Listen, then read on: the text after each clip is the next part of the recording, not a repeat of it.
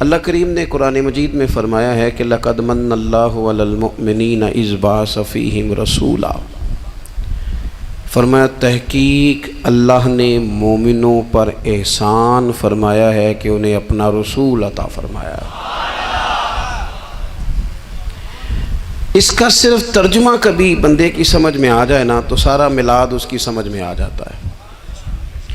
صرف اس آیت کا آسان سادہ ترجمہ اگر سمجھ لیا جائے کہ رب کہتا ہے میں نے احسان کیا تم پر، تمہیں اپنا رسول دے دیا ہے۔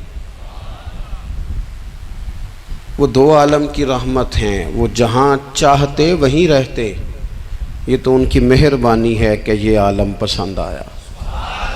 نبی پاک صلی اللہ تعالیٰ علیہ وسلم ہمارے اوپر رب کا سب سے بڑا احسان ہے، اور اللہ تبارک و تعالیٰ نے سسکتی، تڑپتی، بے چین، پریشان، تکلیف میں مبتلا اپنی مخلوق پر رحم فرمایا اور رسول کریم عطا فرمائے۔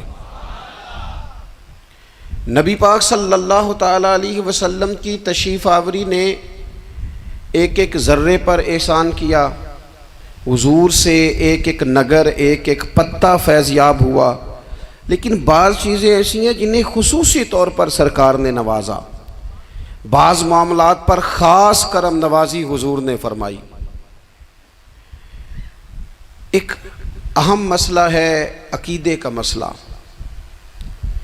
جس بندے کا کوئی عقیدہ نہیں نہ ہوتا، کوئی نظریہ نہیں ہوتا، کوئی اس شخص کا خاص مزاج نہیں ہوتا سمجھنے والا، ماننے والا، وہ بندہ بھی بیچارہ کوئی زندگی کا لطف نہیں اٹھا پاتا۔ اس کا کوئی نظریہ ہی نہیں ہے، کوئی سوچ ہی نہیں ہے، کوئی اس کی فکر ہی نہیں ہے اس نے کس طرف جانا ہے۔ عقیدہ نہ ہو بندے کا، یعنی دنیا میں معاذ اللہ کچھ ایسے لوگ پائے جاتے ہیں جو سرے سے اللہ تعالیٰ کوئی نہیں مانتے، زندگی کیسے گزرے گی؟ وہ اپنی توجہات کا قبلہ کسے بنائیں گے؟ اور پھر دنیا میں کچھ لوگ ایسے گزرے جو کئی خداؤں کے قائل، کئی، اور پھر اہل عرب کا تو یہ حال کہ 360 بتوں کے سامنے جھکتے۔ مجھے بتائیے جس بندے کو یہی خبر نہ ہو میرا خالق اور مالک کون ہے، جس کو یہی پتہ نہ ہو کہ میرا رزق کہاں سے آتا ہے، میں نے مانگنا کہاں سے ہے، جس سے یہ خبر ہی نہ ہو کہ میری دعاؤں کا رخ کس طرف ہونا چاہیے، اس کی بھی کوئی زندگی ہے؟ نبی پاک علیہ السلام نے سب سے بڑا احسان یہ فرمایا ہے کہ ہمیں عقیدہ توحید سکھایا ہے۔ حضور نے ہمیں ہر جگہ سے چھڑا کے رب کریم کی بارگاہ میں سجدہ کرنے کا حکم دیا ہے۔ عرب کے لوگ جو تھے وہ بڑی وہم کا شکار تھے، بڑی اوہام پرستی کا شکار تھے۔ یہ آج کل بھی وہم بہت زیادہ ہے نوجوانوں میں، یعنی کوئی فیصلہ پکا ہے ہی نہیں، کوئی پکی بات ہی نہیں کرتے، یہ کر لوں کہ نہ کروں،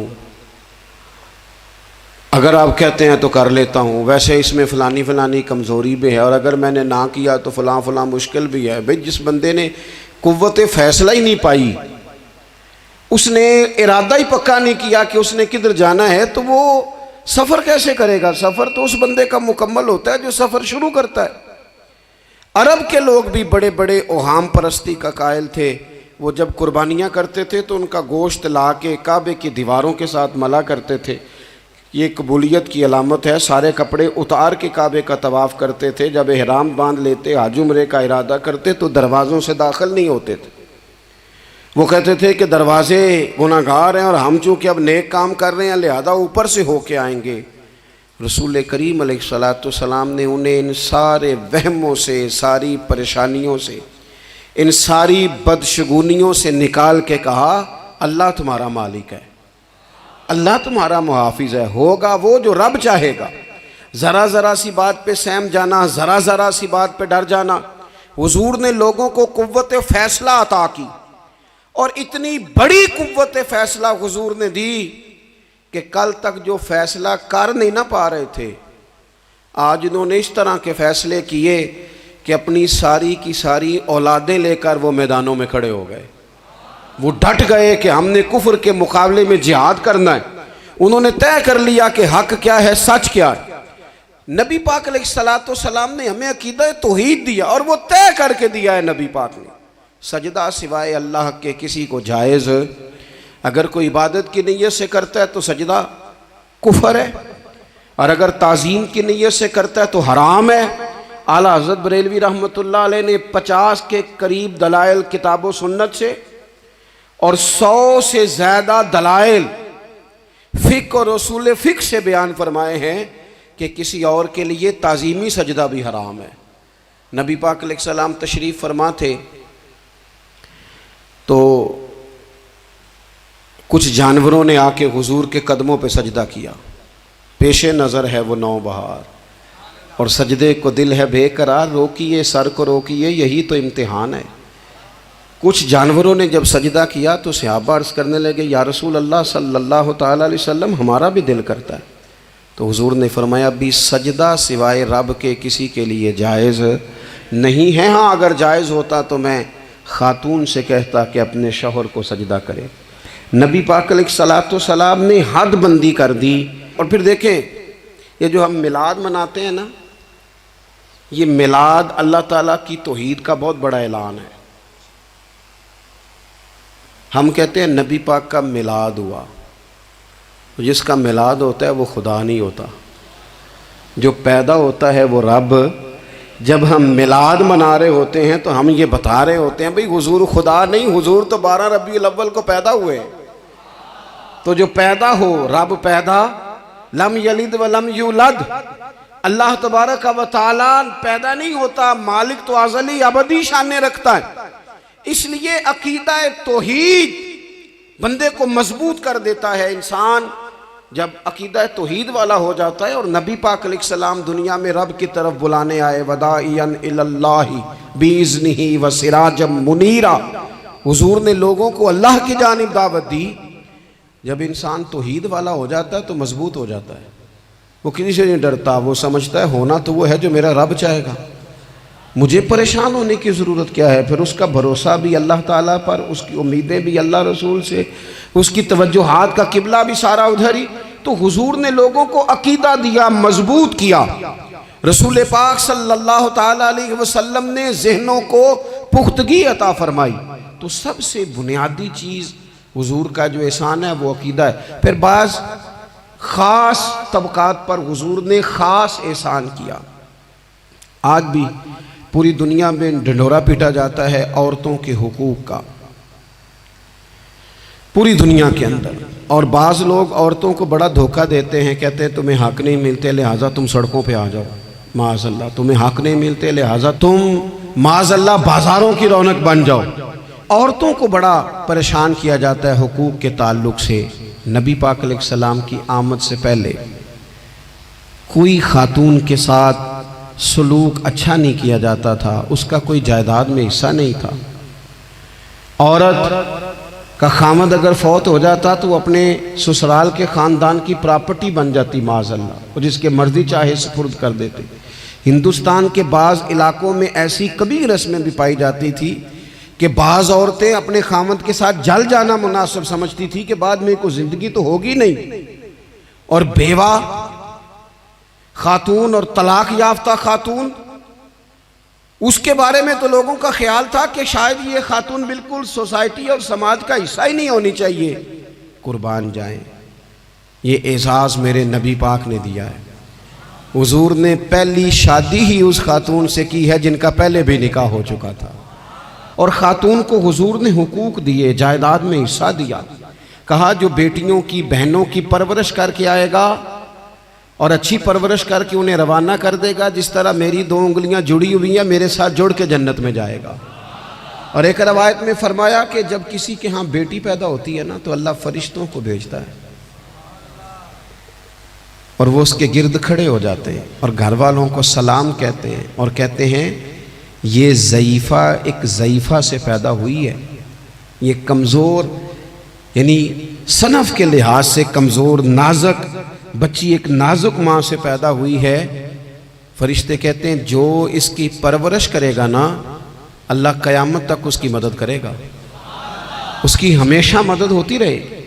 اور نبی پاک صلی اللہ تعالیٰ علیہ وسلم کی خدمت میں آ کے جب خواتین نے کہا تو نا یا رسول اللہ ہمارے تو دین دنیا کے معاملات میں مردوں کے تعلق سے کمزوری ہے، کئی دن تو ہم ویسے نماز نہیں پڑھ سکتی مہینے میں، کئی دن تو ہم ویسے عبادات کے قریب نہیں جا سکتی، جہاد پہ ہم نہیں جاتی، گواہی ہماری مردوں کے برابر نہیں، تو یا رسول اللہ صلی اللہ علیہ وسلم ہمارا بھی کوئی اعزاز ہے؟ تو حضور نے فرمایا جب کوئی خاتون حاملہ ہوتی ہے نا تو اللہ اسے اتنا ہی ثواب دیتا ہے جتنا جہاد کرنے والے کو ثواب دیتا ہے، اور جب بچہ پیدا ہوتا ہے تو اللہ تعالیٰ اسے شہادت کا درجہ عطا کرتا ہے، اور جب وہ بچوں کو دودھ پلاتی ہے تو رب اسے غلام آزاد کرنے کا ثواب عطا کرتا ہے۔ ایک دفعہ نا نبی پاک صلی اللہ تعالیٰ علیہ وسلم کی خدمت عالی مرتبت میں حضرت عائشہ صدیقہ رضی اللہ تعالیٰ عنہ نے ایک واقعہ عرض کیا، عرض کی حضور آج میرے ساتھ عجیب معاملہ ہوا، میں گھر میں اکیلی تھی تو ایک خاتون 2 بیٹیوں سمیت آئی، اس نے کہا کہ میں بھی بھوکی ہوں، میری بیٹیاں بھی پریشان ہیں، کھانا نہیں کھایا۔ سیدہ پاک کہتی ہیں یا رسول اللہ میرے پاس بھی 3 کھجوریں تھیں گھر میں پڑی، یہ 2 جہاں کے شاہ ہیں پر پاس کچھ رکھتے نہیں، اور 2 جہاں کی نعمتیں ہیں ان کے خالی ہاتھ میں۔ فرماتی ہیں وہ 3 کھجوریں میں نے ان 3 ماں بیٹیوں کو دے دی، ماں نے پہلے ایک کھجور دونوں بیٹیوں کو دی، پھر بچیاں وہ کھجور کھا کے ماں کی طرف دیکھنے لگی تو جو کھجور ماں کے پاس تھی اماں نے اس کے بھی 2 حصے کر کے بیٹیوں میں بانٹ دیے۔ حضرت عائشہ عرض کرنے لگی یا رسول اللہ میں نے یہ بڑا نرالا رنگ دیکھا ہے، ماں کا اپنے بچوں سے پیار کا انداز۔ تو حضور نے کیا فرمایا؟ نبی پاک علیہ الصلوۃ والسلام فرمانے لگے سن پھر اللہ تعالیٰ نے اس عورت پر جنت کو واجب کر دیا ہے، فرمایا اللہ نے اسے جہنم سے دور کر دیا جو بیٹیوں کے معاملے میں آزمایا گیا، اور جس نے پھر ان کے ساتھ اچھا سلوک کیا۔ اپنا حضور کا عمل یہ تھا کہ حضور کی بڑی صاحبزادی سیدہ زینب رضی اللہ تعالیٰ عنہ یہ حضور کی سب سے بڑی صاحبزادی ہیں، یہ بخاری میں آپ کو ملے گا کہ ان کی بیٹی جناب امامہ بنت زینب چھوٹی سی عمر تھی، تو جب حضور نماز کے لیے آتے تھے تو نواسی کو اٹھا کے ساتھ لے آتے تھے، اور وہ حضور نماز پڑھتے تھے تو وہ نبی پاک کے کندھوں پہ کھیلتی تھی۔ حضور نے عملاً بیٹیوں سے پیار کرنا سکھایا، بیٹیوں سے محبت کریں، بیٹیوں سے پیار کریں۔ بیٹیاں بڑی خیرخواہ ہوتی ہیں، بیٹیاں ماں باپ کی بڑی وفادار ہوتی ہیں، بیٹیاں بڑا خاص تعلق رکھتی ہیں۔ جوانوں آپ سے بھی کہوں گا بہنوں کی طرف توجہ رکھیں، جو کسی کی بہن آپ کے گھر ہے اس کا بھی خاص احساس کریں، وہ بھی کسی کی بہن ہے، لیکن اپنی بہن کے ساتھ بھی خاص نسبت کا تعلق قائم رکھیں، رشتوں میں اعتدال ہونا چاہیے۔ اس صنف کو نبی پاک علیہ السلام نے خاص کر کے نوازا ہے، اور ہمارا بھی ان کے ساتھ خاص رشتہ ہونا چاہیے۔ اسی طرح کا معاملہ یتیموں کے ساتھ ہے، کمزوروں کے ساتھ ہے۔ دیکھو آج نا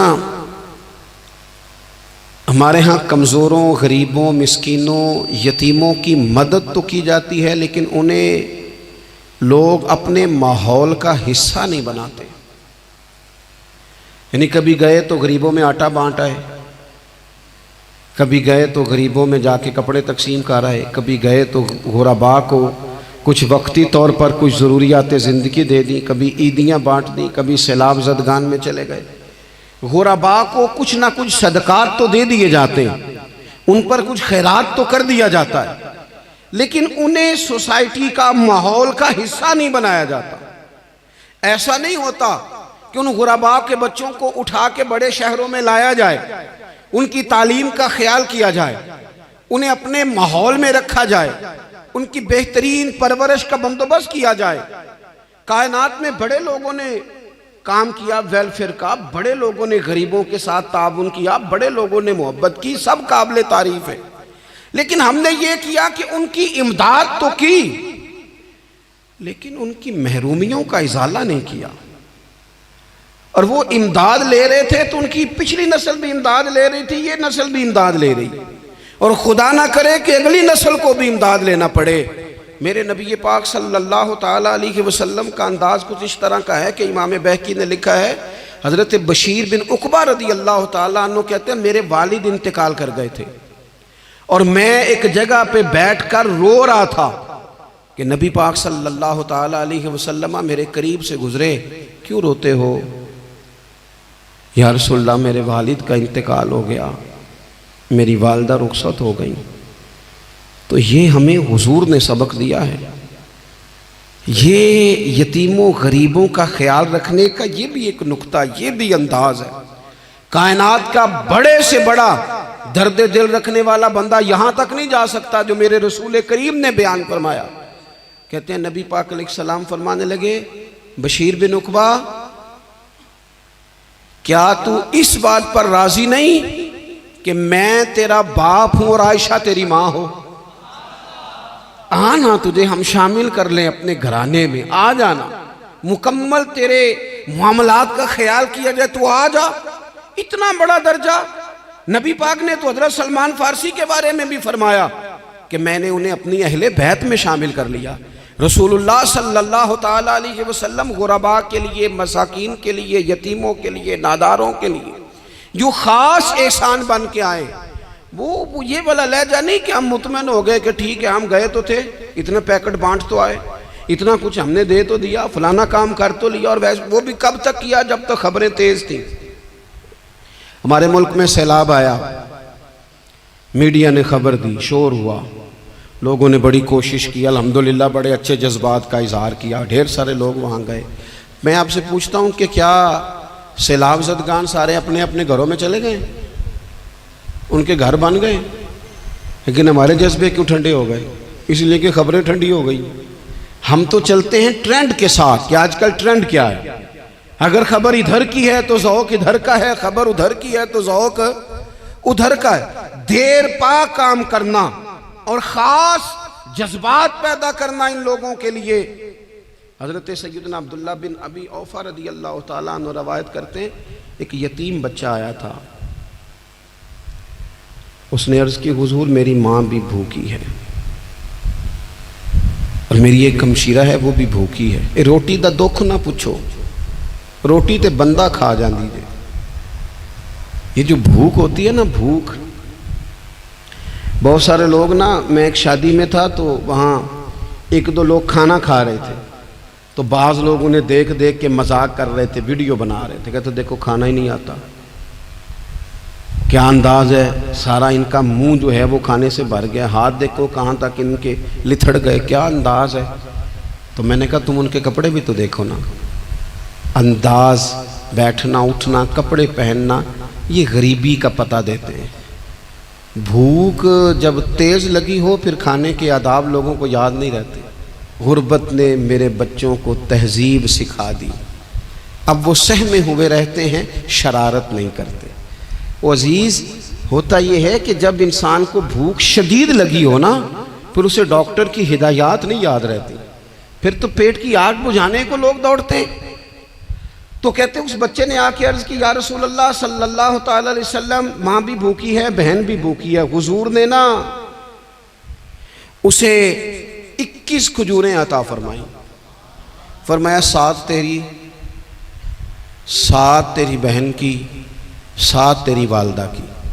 اور یہ حضور نے 21 کھجوریں دی ہیں، یہ نبی پاک نے 21 دی ہیں، ہاں یہ حضور نے 21 دی، اور حضور تو اشارہ بھی کر دینا تو پھر روٹی ساری زندگی ختم نہیں ہوتی۔ وہ حضرت ابو ہریرہ کو بھی ملی تھی، فرماتے ہیں میں کئی سال کھاتا رہا، 1 کلو کھجوریں تھی پر ختم ہی نہیں ہوئی۔ 21 کھجوریں حضور نے دیں۔ حضرت معاذ بن جبل رضی اللہ تعالیٰ عنہ اٹھے اور دوڑ کے جا کے نا اس یتیم کے سر پہ ہاتھ پھیرا اور کہنے لگے پتر اللہ تجھے اپنے والد کا جانشین بنائے۔ تو حضور فرمانے لگے معاذ یہ تم نے کیا کیا؟ عرض کی حضور اس بچے کی بات سن کے میرا دل بھر آیا ہے، محبت نے انگڑائی لی ہے تو میں نے یتیم کے سر پہ ہاتھ پھیرا ہے۔ یہ دیکھو حضور کا رشتہ۔ نبی کریم فرمانے لگے سن پھر جس نے کسی یتیم کے سر پر محبت سے ہاتھ ہی پھیر دیا نا تو اللہ ہر بال کے بدلے اسے ایک نیکی بھی عطا کرے گا، ایک گناہ بھی معاف کرے گا، ایک درجہ بھی بلند فرمائے گا۔ چلو ہاتھ ہی پھیر دیا، تو نے کچھ تو کیا یتیم کے ساتھ، تیرا کوئی تو اس سے رشتہ ہوا۔ اور تیسرا طبقہ ہے غلاموں کا۔ مسکینوں کا، غریبوں کا۔ میں اور آپ اس ملک میں رہتے ہیں جہاں کچھ لوگوں کو کھانا بھی نہیں وقت پہ ملتا، اور کچھ لوگ 5 لاکھ روپیہ گاڑی کا اس لیے اضافی دے دیتے ہیں کہ مجھے ذرا نا نیو ماڈل جلدی چاہیے۔ یعنی ایک طرف ملک کی حالت یہ ہے کہ بعض لوگوں کے پاس پیسے نہیں ہیں کہ بچوں کی فیس بھر سکیں، لیکن دوسری طرف حال یہ ہے کہ نئے ماڈل کا موبائل اگر مارکیٹ میں آتا ہے تو وہ ختم ہو جاتا ہے، ملتا ہی نہیں، وہ شارٹ ہو جاتا ہے۔ کچھ لوگوں نے اس طرح کیا ہے کہ انہوں نے یہ سمجھا ہے کہ دولت شاید موج کرنے کے لیے ہمیں دی گئی ہے، ہم طرح طرح کے کھانے کھائیں، طرح طرح سے چیزیں اوڑیں، طرح طرح کے معاملات کریں، انہوں نے یہ طے کر لیا ہے۔ اس کا نقصان کیا ہوا ہے؟ اس کا نقصان یہ ہوا ہے کہ کچھ لوگ غربت کی سطح سے نیچے آ گئے ہیں بیچارے۔ نبی پاک کا جو احسان ان غریب لوگوں پر ہے، حضور علیہ السلام کے پاس نا حضرت عبداللہ ابن عمر روایت کرتے ہیں اور طبرانی میں موجود ہے، حضور کے پاس نا 10 دینار تھے۔ ہمارے پاس بھی پیسے ہوتے ہیں نا، لیکن وہ کچھ ہوتے ہیں ہمارے کھانا کھانے کے لیے، کچھ ہوتے ہیں آئس کریم کھانے کے لیے، کچھ اس لیے ہوتے ہیں کہ آج میری مرضی دا نہیں پکا، لہذا میں نے، ہمارے ایک دوست ہیں وہ کہتے ہیں کہ آج کل یہ ماحول بن گیا ہے کہ بچے اگر کہتے ہیں نا کھانا میری مرضی کا نہیں تو اماں کہتی ہے جا تو برگر کھا لے۔ کہتے ہیں ہمارے دور میں یوں نہیں ہوتا تھا، اگر ہم کہتے تھے نا کھانا میری مرضی کا نہیں تو پھر ہمیں ڈبل چیز کھانے کو ملتی تھی، ایک مار بھی کھانا پڑتی تھی اور وہ کھانا بھی کھانا پڑتا تھا۔ اور پھر کچھ پیسہ لوگوں نے صرف اس لیے سنبھال کے رکھا ہوا ہے کہ جو اضافی چیزیں ہیں نا، اضافی، میرا ویسے تجربہ نہیں ہے اور نہ میں نے زیادہ گہرائی سے دیکھا ہے، بس مجھے بتایا گیا ہے، اور پتہ نہیں اب بات درست ہے کہ نہیں، مجھے بتایا گیا ہے کہ پہلے لڑکیاں بیوٹی پارلر جاتی تھی، اب سنا لڑکے بھی جاتے ہیں۔ اب خدا جانے یہ بات سچ ہے کہ غلط ہے۔ یہ جو اضافی اخراجات ہیں نا، یہ اگر ہم تھوڑے سمیٹ لیں، یعنی مولا علی شیر خدا کرم اللہ تعالی وجہہ الکریم مزدوری کر کے نکلے تو 2 کلو کھجوریں تھیں، حضور بس فرمانے لگے 1 کلو میرے بچے کھائیں گے اور کلو مدینے کے غریب بچے کھائیں گے، یعنی کل 2 کلو ظاہری طور پر کھجوریں ہیں، اس میں بھی دوسروں کا حصہ۔ ہمارے پاس جو مال آتا ہے اگر تھوڑا سا نا ہم اسے یہ نہ سمجھ لیں کہ میرا ہی حق ہے، کسی کو اس میں سے ایک لقمہ بھی نہیں ملنا چاہیے، اگر ہم تھوڑا سا نا دل کشادہ کریں تو 3 لوگوں کا کھانا 4 بھی کھا سکتے ہیں، 4 کا کھانا 5 بھی کھا سکتے ہیں، 6 کا کھانا 7 کا کھانا 10 بھی کھا سکتے ہیں۔ شرط یہ ہے کہ دل کشادہ ہو، دل دریات سمندروں ڈونگے کون دلاں دیا جانے، تھوڑی سی نا کشادگی پیدا کی جائے۔ حضرت عبداللہ ابن عمر کہتے ہیں نبی کریم علیہ السلام کے پاس نا 10 دینار تھے، ویسے تو کائنات ہی میرے نبی کی مٹھی میں ہے، لیکن ظاہری طور پر 10 دینار تھے۔ حضور ایک دکان پہ گئے، 4 دینار کا حضور نے ایک جوڑا خریدا، کپڑے خریدے، وہ قمیض حضور نے پہنی تو ایک انصاری آگے بڑھ کے عرض کرنے لگے حضور میرا بڑا دل کر رہا ہے، یہ مجھے نہیں دے دیتے آپ؟ تو حضور خوش ہو گئے، یہ میرے محبوب کا دروازہ ہے کہ جب کوئی مانگتا ہے تو حضور خوش ہو جاتے ہیں۔ نبی کریم سے مانگا اس شخص نے تو حضور خوش ہو گئے، اور محبوب نے وہ کرتا وہ کپڑے اتار کے اس انصاری کو عطا کر دیے، اور 4 دینار کے اور خرید لیے، باقی بچے 2 دینار۔ نبی کریم وہ لے کے نکلے، رخصت ہوئے گھر جانے کے لیے، تو رستے میں خاتون کو روتے ہوئے دیکھا، حضور رک گئے، فرمایا کیوں رو رہی ہو؟ عرض کرنے لگی یا رسول اللہ صلی اللہ تعالی علیہ وسلم میں فلاں آدمی کی کنیز ہوں، نوکرانی ہوں، اس نے آٹا لینے بھیجا تھا 2 دینار کا، وہ 2 دینار گم ہو گئے، حضور نے 2 دینار اسے عطا کر دیے، وہ دیے تو پھر رو رہی تھی، فرمایا اب کیوں روتی ہو؟ کہنے لگی یا رسول اللہ ڈرتی ہوں دیر بڑی ہو گئی یا مار ہی نہ پڑے۔ تو حضور نے فرمایا چل نہ میں تیرے ساتھ چلتا ہوں۔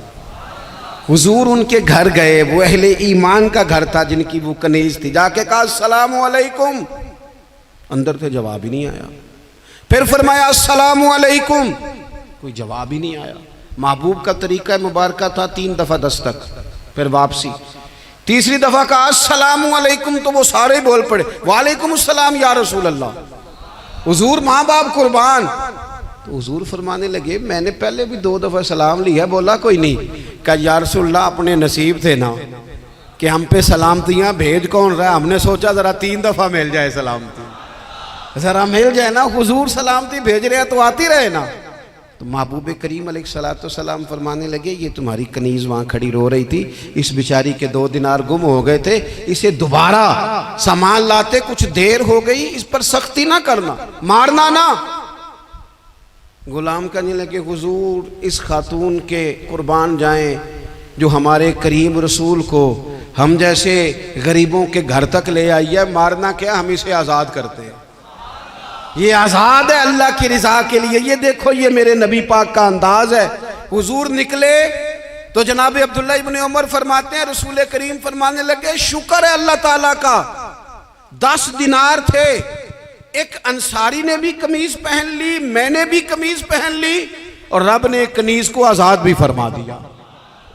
یہ انداز ہمیں نبی کریم نے دیا ہے کہ ہم اپنے دولتوں میں، اللہ کی عطاؤں میں غرباء کو، قریبیوں کو، رشتہ داروں کو، بہن بھائیوں کو تھوڑا شریک کر لیں، تاکہ وہ جو آسودگی اللہ نے ہمیں دی ہے اس میں سے دوسروں کو بھی کچھ نفع ملے۔ اور ایک بات آخر میں آپ کی خدمت میں یہ عرض کرنی ہے کہ جو زیر دست لوگ ہوتے ہیں نا، غلام، ملازم، نوکر، آپ اپنی زندگی کے مسائل دیکھ لیں، جن لوگوں کے پاس لاکھوں آتا ہے کبھی ہزاروں آنے لگ جائے تو پریشان ہو جاتے ہیں، تو جن کے پاس صرف سینکڑوں ہوتے ہیں، تو ایسا تو نہیں کہ آپ ہی ٹینشن میں ہیں اور آپ ہی کو غصہ آتا ہے، وہ بیچارہ کبھی نوکر بھی تو ٹینشن میں ہو سکتا ہے نا، ملازم کو بھی تو کبھی ٹینشن ہوتی ہے نا، اس کے ساتھ بھی تو مسائل وابستہ ہے نا۔ حضرت سیدنا ابو مسعود انصاری رضی اللہ تعالیٰ عنہ بیان کرتے ہیں کہ مجھے اپنے غلام پہ غصہ آیا تو میں اسے مار رہا تھا، نبی کریم تشریف لے آئے، حضور نے ایک جملہ کہا تو میں رو پڑا۔ حضور فرمانے لگے جتنا اختیار تجھے اس پر حاصل ہے نا، اس سے کہیں بڑھ کر رب کو تیرے اوپر اختیار حاصل ہے، لہٰذا اللہ سے ڈر، اس کے معاملے میں اللہ سے ڈر۔ اور پھر حضور تو صرف غلام نہیں، جانوروں کے حق تک کا خیال فرماتے۔ ایک جگہ تشریف لے گئے تو اونٹ آپ کے پیروں پہ سر رکھ کے رویا، نبی کریم نے اس کی پشت پہ ہاتھ پھیرا، فرمایا اس کے مالک کو بلاؤ نا۔ جب وہ آیا تو کیا ارشاد فرمایا؟ فرمایا تو اس کے معاملے میں اللہ سے نہیں ڈرتا، اس نے شکایت کی ہے کہ تو اس کی طاقت سے زیادہ بوجھ ڈالتا ہے، چارہ اور پانی بھی وقت پر نہیں دیتا۔ یہ حضور کے احسانات ہیں، ہمیں ان احسانات کا خاص خیال رکھنا چاہیے۔ اور یہ جو ایام ہے عید میلاد النبی کے، ان ایام میں بالخصوص ہمیں غریبوں کے ساتھ، یتیموں کے ساتھ، بیواؤں کے ساتھ، مساکین کے ساتھ، لاچاروں کے ساتھ اس لحاظ سے زیادہ مدد کرنی چاہیے کہ میرے رسول پاک انہی کے لیے تو زیادہ رحمت بن کے آئے، انہی کا تو محبوب نے خیال زیادہ فرمایا، انہی کے بارے میں تو ہمیں تلقین زیادہ فرمائی۔ وہ اپنے پرائے کا غم کھانے والا، مرادیں غریبوں کی بھر لانے والا، مصیبت میں غیروں کے کام آنے والا، وہ نبیوں میں رحمت لقب پانے والا۔ تو نبی پاک علیہ السلام کے غلاموں، یہ ہمیں سیکھنا ہے، اس پر ہمیں عمل کرنا ہے۔ اللہ کریم کی